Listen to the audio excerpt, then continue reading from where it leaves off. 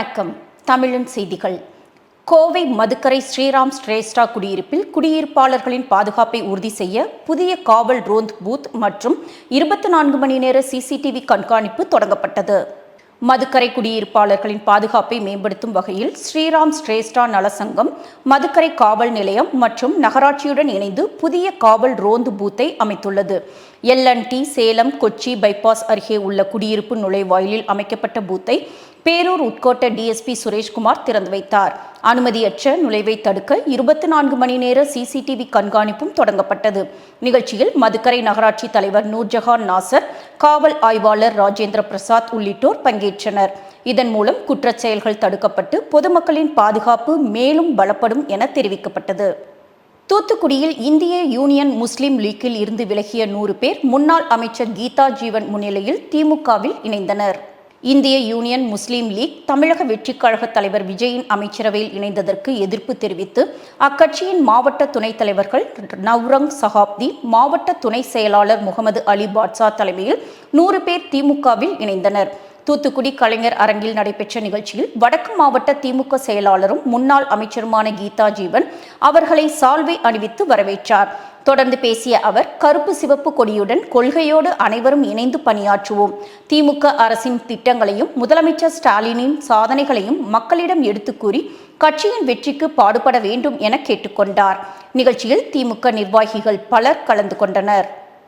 கற்பதில் தனக்கு இருந்த சிரமத்தை ஓவிய திறமையாக மாற்றிய கோவை மாணவி தனிஷா 100க்கும் மேற்பட்ட ஓவியங்களை கண்காட்சியில் காட்சிப்படுத்தி பார்வையாளர்களை கவர்ந்து வருகிறார். கோவை அவினாசி சாலையில் உள்ள கஸ்தூரி சீனிவாசன் கலாச்சார மையத்தில் தனிஷாவின் டிஃபரண்ட் மைண்ட்ஸ் ஈக்குவல் ட்ரீம்ஸ் என்ற தலைப்பிலான ஓவிய கண்காட்சி நடைபெற்று வருகிறது. ஆகஸ்ட் 19 முதல் 23ஆம் தேதி வரை நடைபெறும் இக்கண்காட்சியில் குழந்தைகளின் உணர்வுகள், கனவுகள், திறன்கள் மற்றும் தனித்துவமான சிந்தனைகளை வெளிப்படுத்தும் 100க்கும் மேற்பட்ட ஓவியங்கள் இடம்பெற்றுள்ளன. கற்றல் சிரமத்தை தாண்டி தனித்திறமைகளை அடையாளம் கண்டு பயிற்சி பெற்றால் அனைவராலும் சாதிக்க முடியும் என தனிஷா நம்பிக்கை தெரிவித்துள்ளார். இந்திய மாணவியர் இஸ்லாமிய அமைப்பு சார்பில் கோவையில் விழிப்புணர்வு பிரச்சாரம் நடைபெற்று வருகிறது. இந்திய மாணவியர் இஸ்லாமிய அமைப்பின் சார்பில் பெண்மையை போற்றுவோம் என்ற தலைப்பிலான தேசிய அளவிலான விழிப்புணர்வு பிரச்சாரம் ஆகஸ்ட் மாதம் முழுவதும் நடைபெற்று வருகிறது.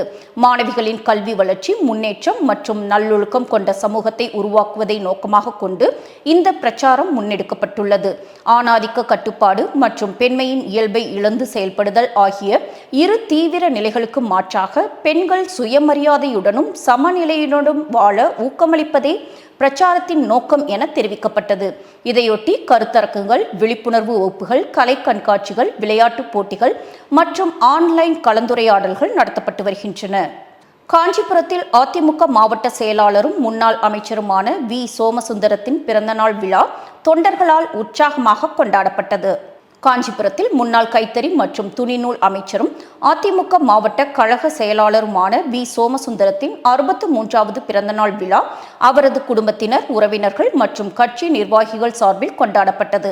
இதற்கு முன்னதாக அதிமுக பொதுச் செயலாளர் எடப்பாடி பழனிசாமியை நேரில் சந்தித்து சோமசுந்தரம் பிறந்தநாள் வாழ்த்து பெற்றார்.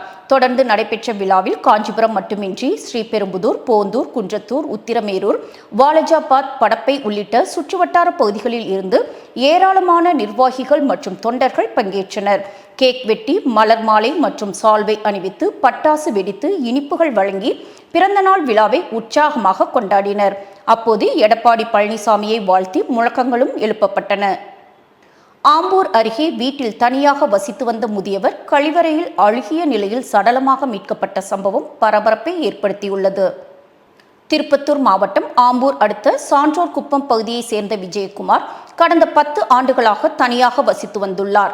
வீட்டிலேயே சேவை மையமும் நடத்தி வந்த நிலையில் அவரது வீட்டிலிருந்து துர்நாற்றம் வீசியதாக அப்பகுதி மக்கள் ஆம்பூர் நகர காவல்துறையினருக்கு தகவல் தெரிவித்தனர். இதையடுத்து சம்பவ இடத்திற்கு சென்ற போலீசார் வீட்டின் கழிவறையில் ஆடையின்றி அழுகிய நிலையில் விஜயகுமார் உயிரிழந்து கிடந்ததை கண்டறிந்தனர். உடலை மீட்டு வேலூர் அரசு மருத்துவக் கல்லூரி மருத்துவமனைக்கு பிரேத பரிசோதனைக்காக அனுப்பி வைத்தனர். இதுகுறித்து வழக்கு பதிவு செய்துள்ள ஆம்பூர் நகர போலீசார் பல்வேறு கோணங்களில் விசாரணை நடத்தி வருகின்றனர். திண்டுக்கல் மாவட்டம் ஆத்தூர் வட்டத்தில் உங்களை தேடி உங்கள் ஊரில் திட்டத்தின் கீழ் மாவட்ட ஆட்சியர் துர்காமூர்த்தி பல்வேறு பகுதிகளில் ஆய்வு மேற்கொண்டார். அரசின் திட்டங்கள் பொதுமக்களை சென்றடைவதை உறுதி செய்யும் வகையில் ஆத்தூர் வட்டத்திற்குட்பட்ட பல்வேறு பகுதிகளில் மாவட்ட ஆட்சியர் துர்காமூர்த்தி கள ஆய்வு மேற்கொண்டார். தொடர்ந்து பொதுமக்களை நேரில் சந்தித்து அவர்களின் கோரிக்கை மனுக்களை பெற்றுக்கொண்டு குறைகள் மற்றும் கோரிக்கைகள் குறித்து கேட்டறிந்தார். தகுதியுடைய பயனாளிகளுக்கு அரசின் நலத்திட்ட உதவிகளையும் வழங்கினார். ஆய்வின் போது மாவட்ட வருவாய் அலுவலர் ஜெயபாரதி, மாவட்ட ஊரக வளர்ச்சி முகமை திட்ட இயக்குநர் சாந்தி, வருவாய் கோட்டாட்சியர் பழனிவேல் உள்ளிட்ட பல்வேறு துறை அரசு அலுவலர்கள் உடனிருந்தனர். குமரி மாவட்டம் கொல்லங்கோடு அருகே மதுபோதையில் சாலையோரம் விழுந்து கிடந்த தொழிலாளி மயக்க நிலையிலேயே உயிரிழந்த சம்பவம் அதிர்ச்சியை ஏற்படுத்தியுள்ளது.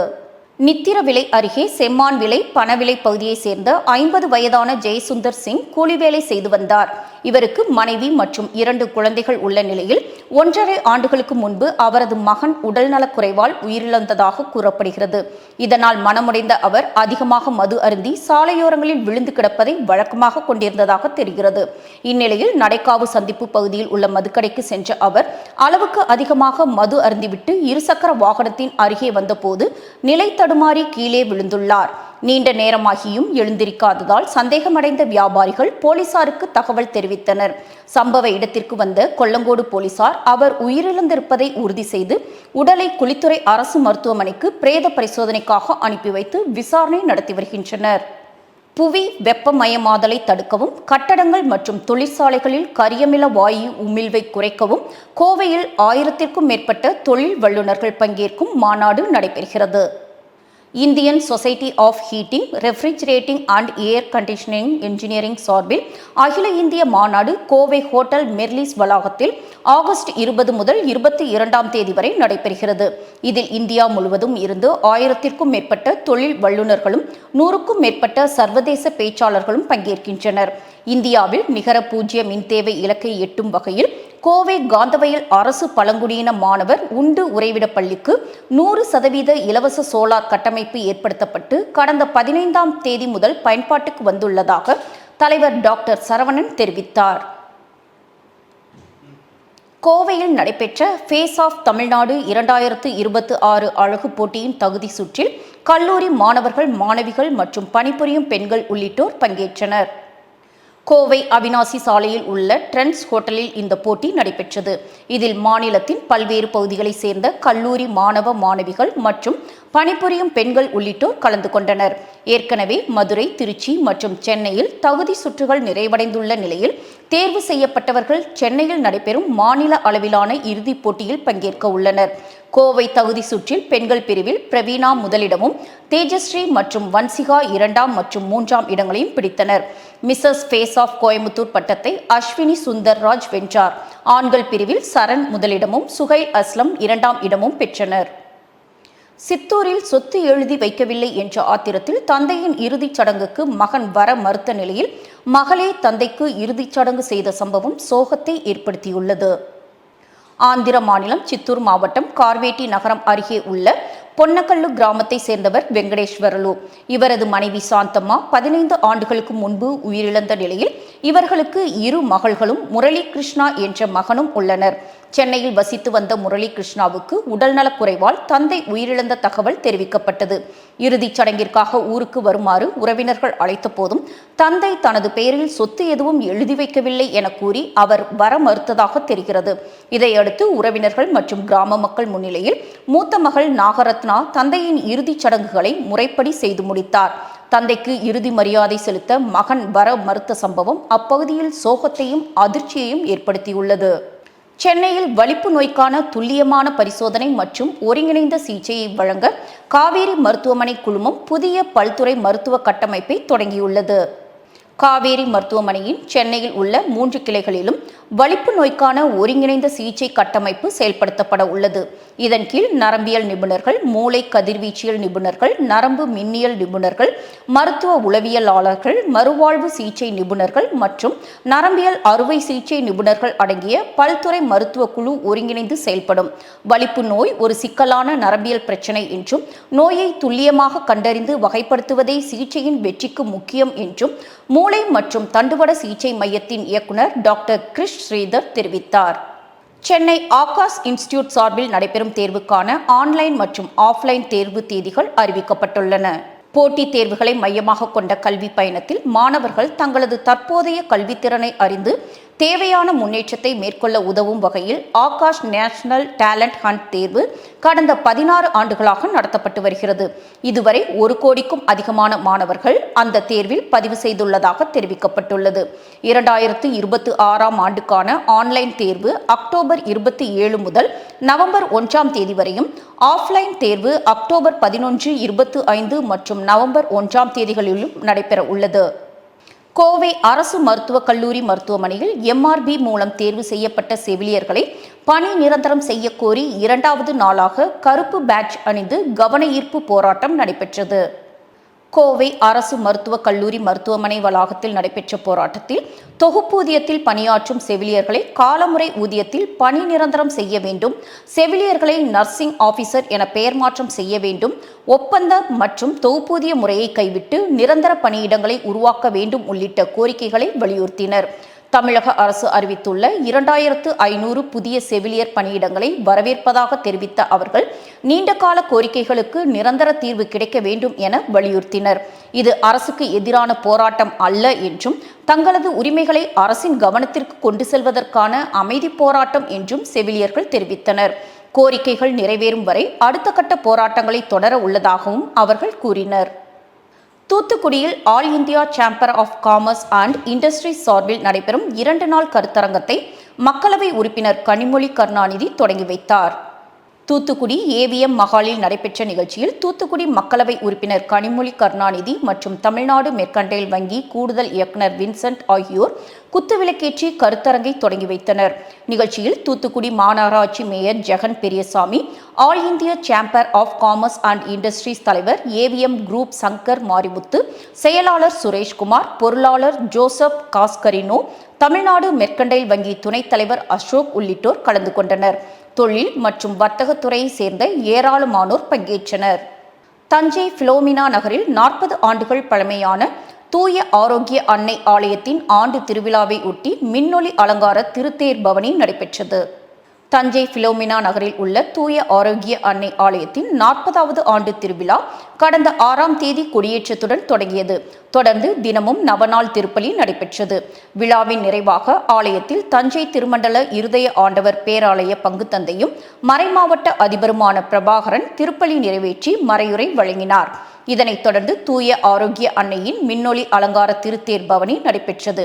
மறுநாள் காலை பேராலய உதவி பங்கு தந்தை பிரவீன்குமார் திருப்பலி நிறைவேற்றி மறையுரை ஆற்றினார். இதையடுத்து திருவிழா நிறைவடைந்தது. விழா ஏற்பாடுகளை பங்கு தந்தையர்கள் மற்றும் ஆலய நிர்வாகிகள் குழுவினர் செய்திருந்தனர். கிருஷ்ணகிரி கிழக்கு மாவட்ட காங்கிரஸ் சார்பில் முன்னாள் பிரதமர் ராஜீவ்காந்தியின் 85வது பிறந்தநாள் விழா சமூக நல்லிணக்க நாளாக கொண்டாடப்பட்டது. கிருஷ்ணகிரி கிழக்கு மாவட்ட காங்கிரஸ் அலுவலகத்தில் நடைபெற்ற விழாவுக்கு மாவட்ட துணைத் தலைவர் PC சேகர் தலைமை வைத்தார். அலங்கரித்து வைக்கப்பட்டிருந்த ராஜீவ்காந்தியின் திருவுருவப் படத்திற்கு மலர் தூவி மரியாதை செலுத்திய அவர் பொதுமக்களுக்கு இனிப்புகளையும் வழங்கினார். நிகழ்ச்சியில் சேலம் மண்டல ரயில்வே கோட்ட உறுப்பினர் தளபதி ராமத்துல்லா, காங்கிரஸ் SC/ST துறையின் முன்னாள் மாநில துணை அமைப்பாளர் ஆறுமுக சுப்பிரமணி, நகர்மன்ற உறுப்பினர் விநாயகம் உள்ளிட்டோர் கலந்து கொண்டனர். இதேபோல் போச்சம்பள்ளி, பர்கூர், மத்தூர், காவேரிப்பட்டினம், ஊத்தங்கரை உள்ளிட்ட பகுதிகளிலும் காங்கிரஸ் சார்பில் ராஜீவ்காந்தியின் பிறந்தநாள் விழா கொண்டாடப்பட்டது. 3 அம்ச கோரிக்கைகளை வலியுறுத்தி திருப்பூர் அரசு மருத்துவக் கல்லூரி மருத்துவமனையில் 200க்கும் மேற்பட்ட செவிலியர்கள் 1 மணி நேரம் பணி புறக்கணிப்பு போராட்டத்தில் ஈடுபட்டனர். தமிழ்நாடு அரசு செவிலியர்கள் சங்கம் சார்பில் நடைபெற்ற இந்த கவன ஈர்ப்பு போராட்டம் நோயாளிகளின் நலனை கருத்தில் கொண்டு காலை 8 மணி முதல் 9 மணி வரை நடைபெற்றது. திருப்பூர் அரசு மருத்துவக் கல்லூரி மருத்துவமனை மட்டுமின்றி தாலுகா மருத்துவமனைகள் மற்றும் ஆரம்ப சுகாதார நிலையங்களை சேர்ந்த செவிலியர்களும் பங்கேற்றனர். செவிலியர்களை மறுபகிர்வு செய்யும் அரசாணை எண் 204ஐ ரத்து செய்ய வேண்டும், செவிலியர் பயிற்றுனர்களை ஒப்பந்த அடிப்படையில் நியமிக்கும் முடிவை கைவிட வேண்டும், செவிலியர் பதவியை நர்சிங் ஆபீசர் என மாற்ற வேண்டும், ஒப்பந்த செவிலியர்களை பணி நிரந்தரம் செய்து காலமுறை ஊதியம் வழங்க வேண்டும் உள்ளிட்ட கோரிக்கைகள் வலியுறுத்தப்பட்டன. அரசு பேச்சுவார்த்தை நடத்தி கோரிக்கைகளுக்கு தீர்வு காணாவிட்டால் அடுத்த கட்டமாக போராட்டம் தீவிரப்படுத்தப்படும் என செவிலியர்கள் தெரிவித்தனர். கோவையில் மாணவர் அமுதன் மரணத்துக்கு காரணமானவர்கள் மீது கடும் நடவடிக்கை எடுக்க கோரி நாம் தமிழர் கட்சியினர் ஆர்ப்பாட்டத்தில் ஈடுபட்டனர். ஒருங்கிணைந்த கோவை மாவட்ட நாம் தமிழர் கட்சி சார்பில் சுந்தராபுரம் சங்கம் வீதியில் கண்டன ஆர்ப்பாட்டம் நடைபெற்றது. இந்துஸ்தான் கல்லூரியில் பயின்ற மாணவர் அமுதன் மரணத்துக்கு காரணமானவர்கள் மீது கடுமையான நடவடிக்கை எடுக்க வேண்டும் என வலியுறுத்தப்பட்டது. மேலும் தமிழகத்தில் அதிகரித்து வரும் கொலைகள், கொள்ளைகள் மற்றும் பாலியல் வன்கொடுமைகளை தடுக்க அரசு நடவடிக்கை எடுக்க வேண்டும் என கோரிக்கை விடுக்கப்பட்டது.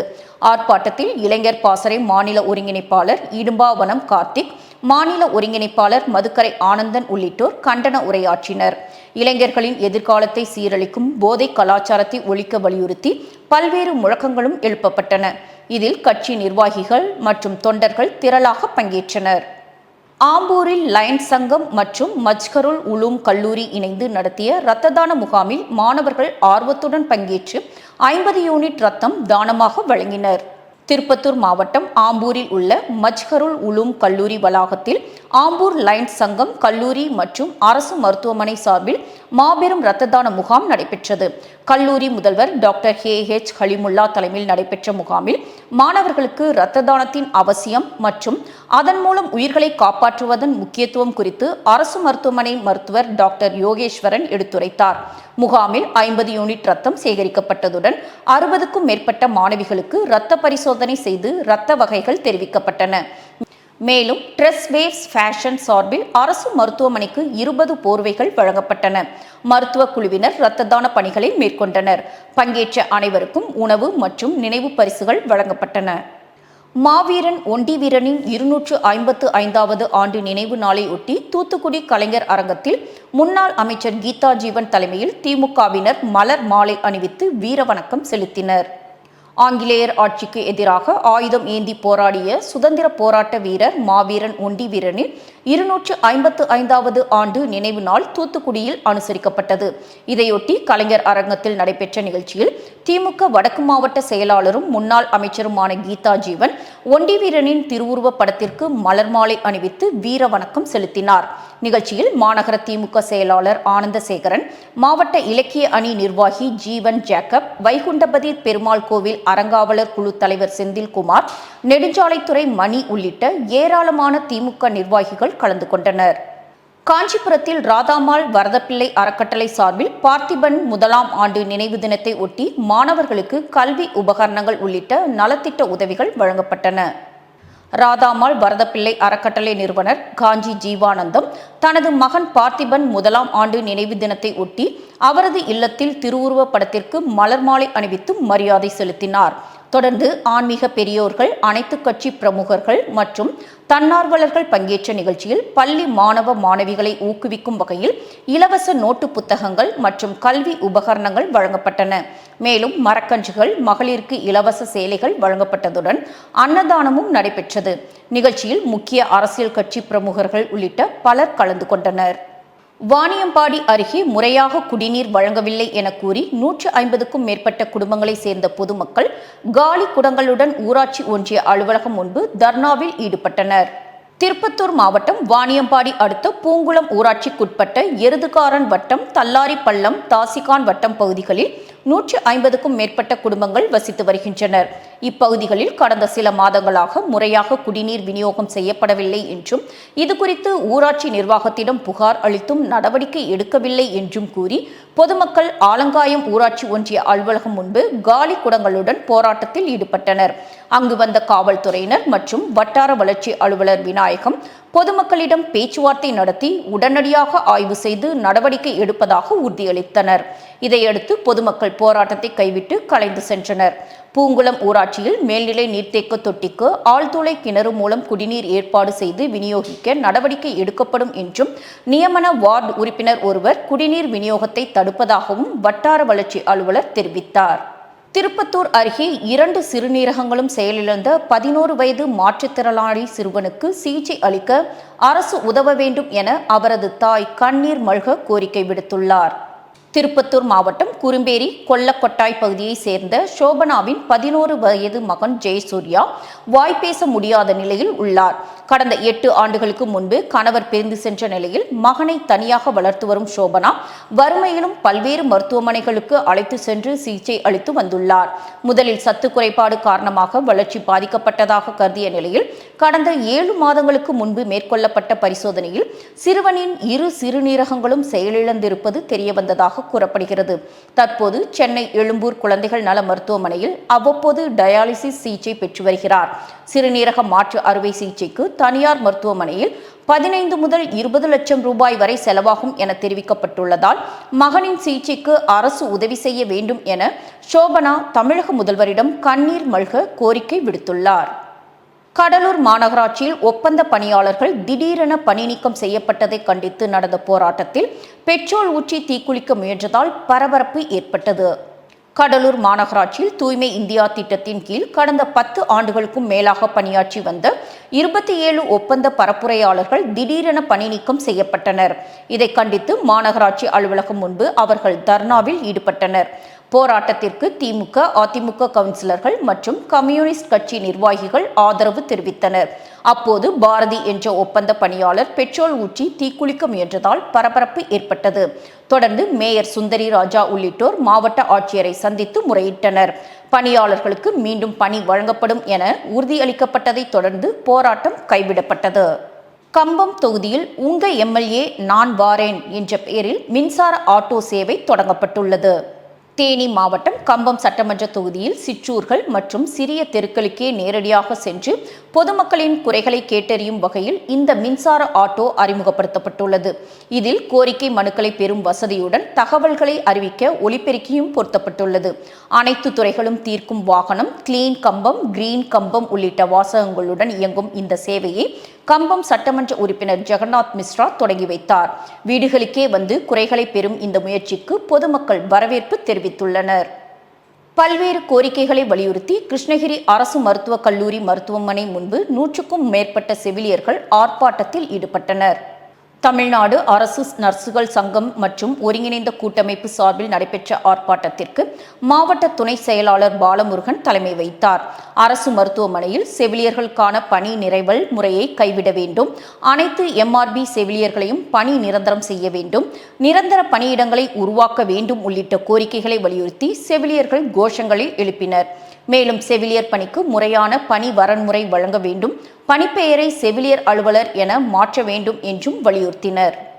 சிதம்பரம் தனியார் மருத்துவமனையில் தவறான சிகிச்சையால் விவசாயி உயிரிழந்ததாக கூறி உறவினர்கள் மருத்துவமனையை முற்றுகையிட்டு சாலை மறியலில் ஈடுபட்டதால் பரபரப்பு ஏற்பட்டது.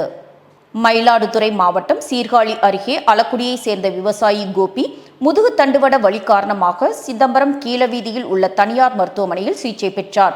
ஜவ்வு பிரச்சினைக்காக நேற்று அறுவை சிகிச்சை செய்யப்பட்ட நிலையில் இரவில் உடல்நலக்குறைவு ஏற்பட்டதால் அரசு மருத்துவக் கல்லூரி மருத்துவமனைக்கு அனுப்பி வைக்கப்பட்டார். அங்கு அவர் ஏற்கனவே உயிரிழந்து விட்டதாக மருத்துவர்கள் தெரிவித்தனர். இதையடுத்து தவறான சிகிச்சையே காரணம் என கூறி உறவினர்கள் மருத்துவமனையை முற்றுகையிட்டு சாலை மறியலில் ஈடுபட்டனர். போலீசார் பேச்சுவார்த்தை நடத்தி புகார் அளித்தால் உரிய விசாரணை நடத்தப்படும் என உறுதியளித்ததை தொடர்ந்து போராட்டம் கைவிடப்பட்டது. சிங்கம்புணரி அருகே புதிய கல்குவாரி அமைக்கும் திட்டத்திற்கு எதிர்ப்பு தெரிவித்து 81 கிராமங்களை சேர்ந்த ஆயிரக்கணக்கான மக்கள் கவன ஈர்ப்பு ஆர்ப்பாட்டத்தில் ஈடுபட்டனர்.